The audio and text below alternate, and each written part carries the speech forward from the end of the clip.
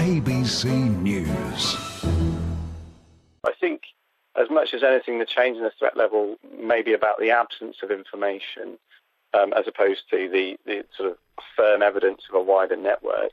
And I think, as well, as Steve mentioned in the segment, the potential sophistication of the device potentially implies a wider network at play here. So with that potentially being the case and a sort of live investigation moving forward, I think that change of threat level seems like a sensible precaution. Yeah, and the UK not seeing a bomb attack like this for more than a decade or so. What does it say about this alleged assailant that he was able to either get a device like this or put together a device that you've described as being sophisticated? Yeah, I mean, it certainly is concerning. I mean, previous attacks we've seen, a signature of an attack like this with a device that's viable and has the impact that this one's had is that someone within that network has got significant experience in bomb making. It is possible that someone could learn how to do this themselves off the internet, but obviously the sort of implication is that there's someone has given the attacker expertise and know-how to do this, and I think that's the wider concern that perhaps an individual in the UK or based overseas has provided expertise and insight and help create this device. And as you heard Steve and I also discussing there, that Theresa May raising the threat level from severe to critical. Do you think that's an appropriate response given what's occurred? I think it's appropriate given the absence of firm information that the individual was acting alone. Obviously, we saw in Belgium last year when a network was disrupted, the rest of that network responded by carrying out an attack. So I think the fear would be that if there is a wider network at play here and they know that the suicide attack has been identified, it's only a matter of time before they will be too. So the concern would be that their response may be to carry out further attacks. But as I said earlier, I think it may just be that they're not certain the extent of a network or whether this individual acted alone. And given the uncertainty, it makes sense to raise the threat level potentially just temporarily as it was in 2006 and 2007. And of course that raising of the threat level means that members of the armed forces will now be seen much more openly on the streets of Britain, something we've seen in France but not in Britain before. Do you think this will become more commonplace as countries like Britain, France, Germany try to defeat the Islamic State group? I mean, I certainly hope not. I think if the terrorist threat, obviously we've already seen huge changes over the last 18 months to 2 years in France and a state of emergency that's sort of ongoing and no sign of ending. I certainly think here in the UK people don't want to get used to the idea of troops on the streets.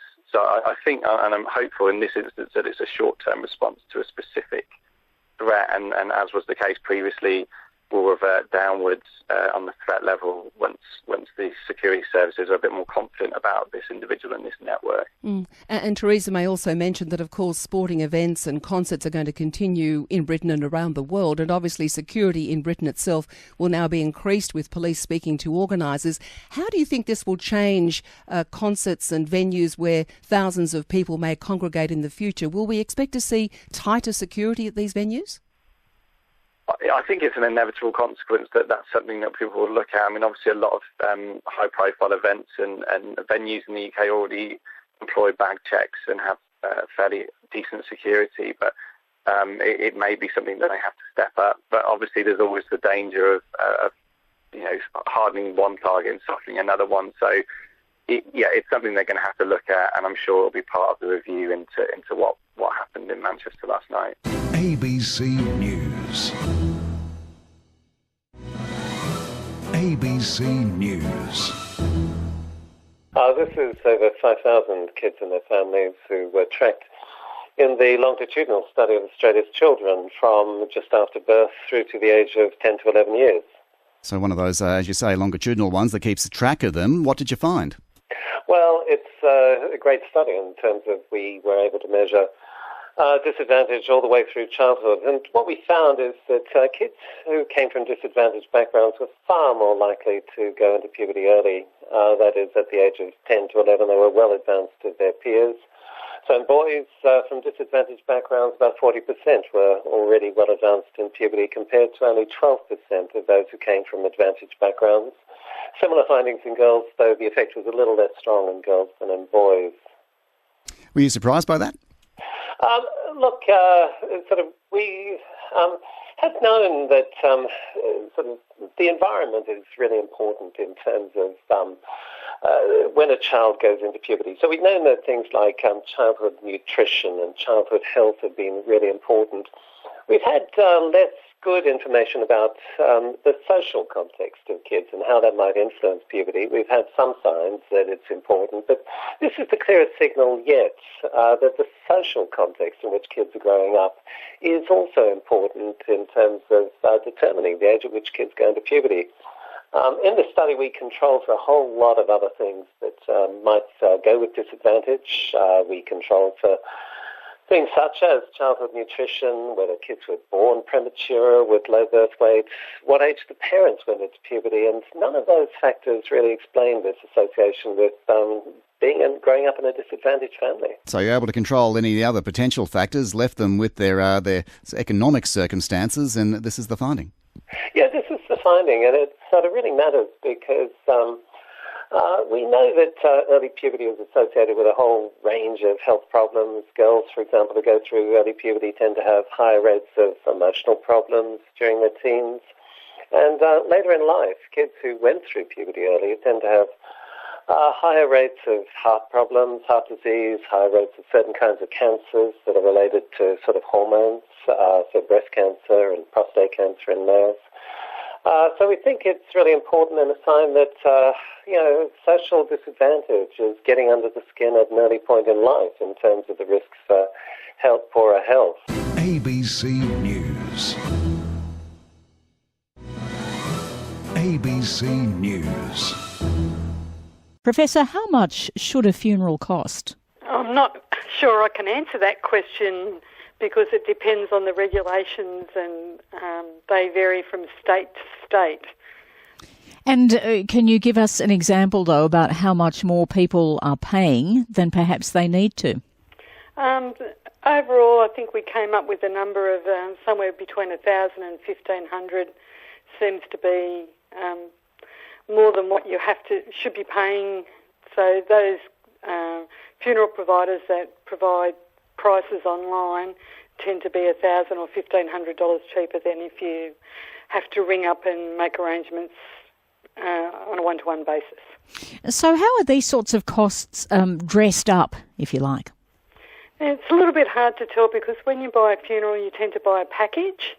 But the two biggest items in a funeral are the funeral director's professional service fees, which run to about 40% of the price of a funeral, and the coffin.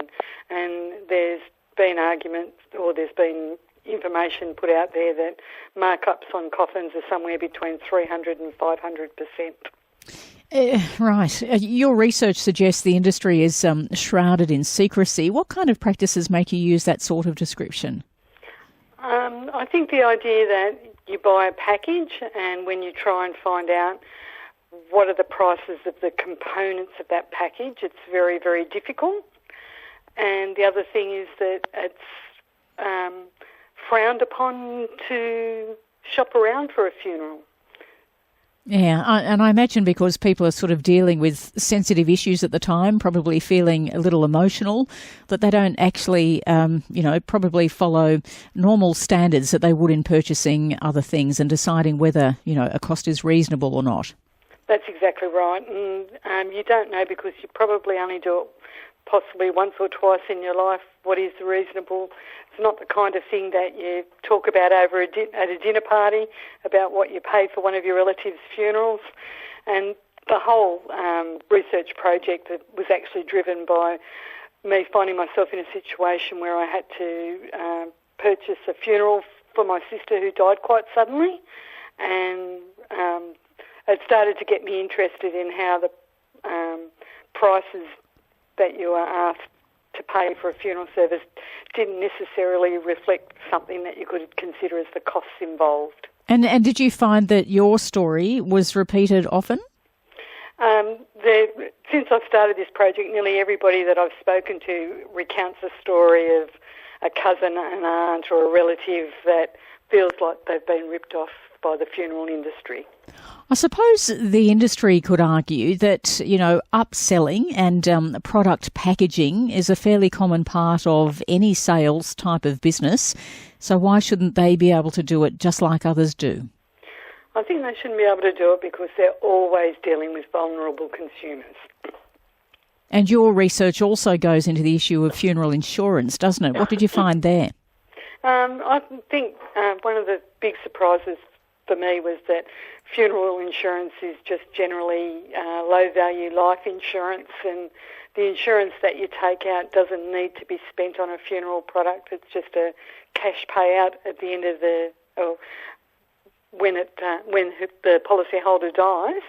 So it doesn't need to be spent on a funeral. And the second thing is that because of the step nature of premiums, that you end up paying so much more as you get older, that a lot of people let their funeral insurance go after they've been paying premiums for a long period of time, and they end up with nothing at the end of it.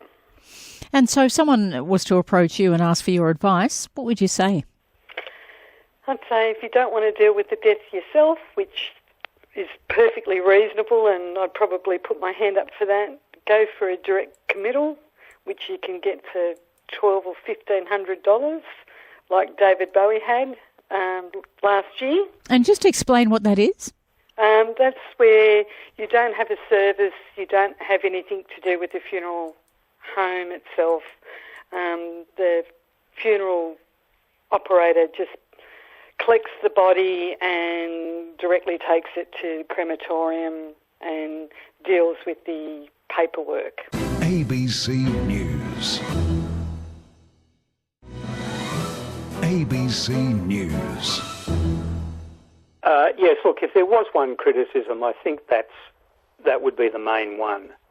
I think there were a number of other shortages, but 10 minutes was long. And I think they've explained that delay when they said that they had a negotiate and contain arrangement, which meant they hadn't actually given thought to what happens if the crisis occurs or an opportunity arises. How do we respond quickly? And they hadn't been prepared for that. The coroner has called it a terrorism incident. Do you agree with that assessment? Absolutely. I think it's very different to what you'd call civilian sieges that have been held in the past. This was a terrorist act. How much focus do you think we should put now on how police deal with such a unique event? Well, I think we have to keep an eye on it. We all want to know what's going on, and we all want to know how big a risk or an area of risk we're living in, so to speak. So I don't think there's anything wrong with the continuing focus on it. I think he was right, though, when he says that there are actually a number of different positions and police in different roles in these sieges, and they are very complex. The ones that are at the front line, like those that have to go in, I think it's very difficult to criticise them when you look at the risks they're taking, and they're taking it on instruction. What we have to look at, step back and look at the decision makers. It's so difficult, isn't it? Because in incidents like this, you've got a highly charged emotional group. Of course, the people and the relatives and the families who were involved in that siege at the time. Then you've got people who are trying to make decisions about what to actually do under such tense circumstances and to try and keep a level head. In your experience, having been involved in tense situations like this, how important is it to sit back and review this, but also to be able to keep emotions on one side and try to have some sort of sense of balance and judgment that is fair and correct on the other? Well, it's critically important to do that, but having said that, it's extremely difficult. And I do think that in this case, what we have seen is there's been some significant issues in terms of communications. And those lack of communications, I'm talking about missed phone calls, about documents not being handed on in an appropriate time, about feedback to the victims or families of victims and so on that are there. All of those sorts of things make up one big issue of communications problems, and make it much more difficult for the decision makers near the front line. At the time of the siege, Manharon Monis was awaiting trial on 40 sex offence charges and of being an accessory to the murder of his Australian ex-wife. How much blame do you think lies with the judicial system? Well, I think a lot lies with the judicial system in this matter, but at the same time, I'm just a bit stunned at some of the comments of the psychiatrist who was involved, who talked about the 40 aggravated sexual assaults as being merely seditions that don't show an aggravation or malice in the bloke or a risk of cost of life. And also he excused the murder that he was charged with, that Monis was charged with, on the basis that he got someone else to do it. Well, he got someone else to do it to try and avoid it being arrested. It would have been obvious if he'd murdered his own wife. Well, the coroner had this to say about the psychiatrist you're speaking of, who was appointed by police during the siege. The consultant psychiatrist's role in the siege was suboptimal in 4 respects. He was permitted to give advice about negotiation strategy and tactics. He made erroneous and unrealistic assessments about what was occurring in the stronghold. He gave ambiguous advice, and he was permitted to go beyond his area of expertise to give advice about Islamic terrorism. We're speaking with the former Assistant Commissioner of New South Wales Police, Clive Small. Clive, we don't know the identity of the psychiatrist, but his role was obviously prominent during the negotiations. How is somebody like that selected, and what sort of background is required to perform a role like that? Well, I don't know who the psychiatrist was, and I don't know what his background was, but the statements he was making clearly don't fit the information that's available, at least today. And I really have difficulty working out what his qualifications were to comment.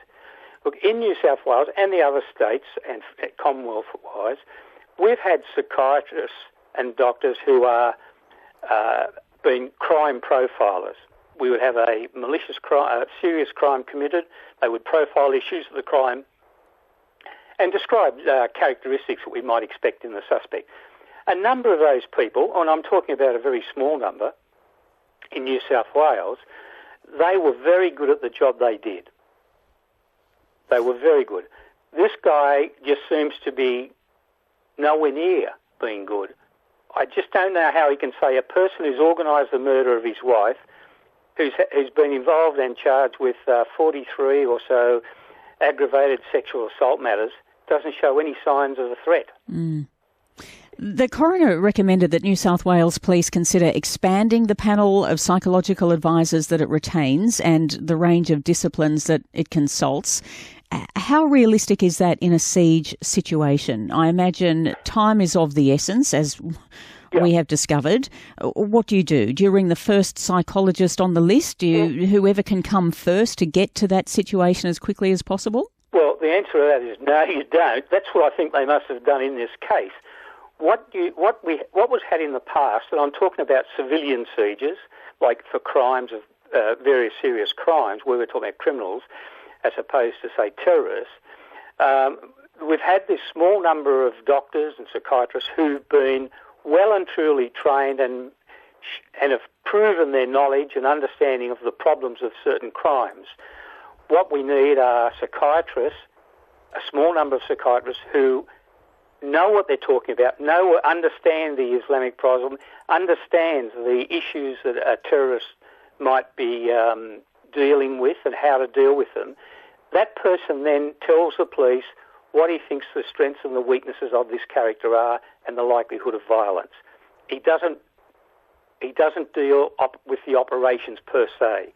This fellow seemed to be dealing with the operations per se, but still didn't know his basic facts. And just before we go, Clive, do you think New South Wales Police have the ability to deal with such situations better today than they did then because of this? Well, I'm sure they've learned a lot of lessons, and there are still a lot more issues to be addressed, even based on what the coroner said. The thing that I think does need to be dealt with is to talk with the appropriate authorities, that's state and Commonwealth, but also to talk with, doctor groups, but to say and to identify the training that's needed to get these psychiatrists who you can call in and provide assistance to. But the advice that was being given by this psychiatrist would have only been confusing and deterring the police who are making the decisions from taking an aggressive or direct action in the matter. Because he was saying the guy's not a risk. He's a show pony. He's that. ABC News. ABC News Radio. So typically we talk about illegal phoenixing or improper phoenixing because, of course, there's nothing illegal about having a company fail and then starting up again, so that's an important point. But when we talk about illegal phoenixing or improper phoenixing, really what we're talking about is causing a company to incur debts and then basically walking away from those debts, transferring any assets to a new company and then trying to start again, leaving behind the debts in the old company, knowing typically full well that the liquidator who's going to come along won't have sufficient assets to pursue you for transferring the assets to the new business. So that's what we'd call an illegal phoenix or an improper phoenix. And are there particular sectors of the economy, of industry, where this practice is more common? Yes. Building and construction is normally the case study, and there have been some parliamentary investigations and reports that have looked at this in the past. It does seem that the incidence in the building and construction industry is higher than in other industries, but the labour hire industry is also commonly discussed as involving quite a number of illegal phoenixes, but really it can happen in any industry. I mean, couriers, small and medium enterprises, one of the benefits of forming a company is that you incur limited liability as the shareholders of the company, and so you can walk away, but it's really setting it up so that you can avoid your legal obligations and then starting up a new business with a similar name, conducting the same operation and really just trying to avoid paying your debts. And in terms of, say, for example, the construction industry, when you look at a situation like that, there's a lot of people who could potentially get hurt during this practice. Yeah, absolutely. I mean, it's well known in insolvency circles that there are businesses in the construction industry that are just fundamentally uneconomic and they only survive because they operate phoenix activities. There was a case a few years ago of a company down in Melbourne that had operated for 40 years by setting up a series of phoenix entities. So it is a big problem in the economy, that's for sure. Okay, so when you're talking about an example, something that's in operation for decades, yep. I mean, a series of phoenix entities over 40 years. How has that been allowed to happen? Really, my personal view is it has to come back to the regulators, and it certainly is ASIC, but it's not just ASIC. The ATO has a big role here. Fair Work Australia has a big role here, and really the problem, as far as I see it, is that we don't have a sufficient cross-governmental approach to really tackle this problem. It's dispersed between different regulators. The federal opposition has come out today saying that it would like to see certain measures put in place, namely a registration system, a director ID system. Would that help? It would help from what we have now. And part of the problem now is that you get directors moving between companies and there isn't effective monitoring, and so you see the same people cropping up again and again and again. If we had a director identification number, that would help because essentially you'd then be tagging yourself in the new company. At the moment, you can set up a new company and you can basically just call yourself whatever you want. So you can use your middle name, you can use made-up names. Now, that should be picked up, but it often isn't. And we have had companies that have been set up under the name Daffy Duck as director. So if you had a director identification number, then that would automatically be triggered in ASIC's database. So it would help, but it's, of course, not a complete solution to the problem. So what you're saying is currently there really isn't any regulation around identifying yourself appropriately. In other areas of business, you need to provide, real identity documents. Yep. You need to provide some history of what you've been doing, where you've been, how successful you are. That's not the case in setting up a company. It's easier to set up a company than it is to get a library card in Australia, and that's part of the problem. So a director identification number requirement would at least tag those directors who are involved in these serial phoenix illegal activities. Now, what it doesn't stop is they can then, of course, pass on their brothers, their sisters, their wives, their children. It won't stop that as a problem, but eventually, if you're capturing all the directors with the ID number, it's at least in the database, and you can automatically then red flag companies which have been set up with those numbers. So this proposal looks like it has a lot of merit. What else would you like to see? Greater resources in terms of enforcement and really a cross-government approach. I think that's a big part of the problem. Certainly the ATO is doing stuff. The ASIC is active in this area, but they need to be working together more. There is an intergovernmental task force, but really we need a whole-of-government approach, and it needs to start well before insolvency. There's no point just coming along once the business has already been closed down. We need far more active monitoring of compliance obligations on an ongoing basis so that we can pick up on the red flags of the businesses that might get into this situation well before they actually go bust. abc.net.au/newsradio. Get your news now.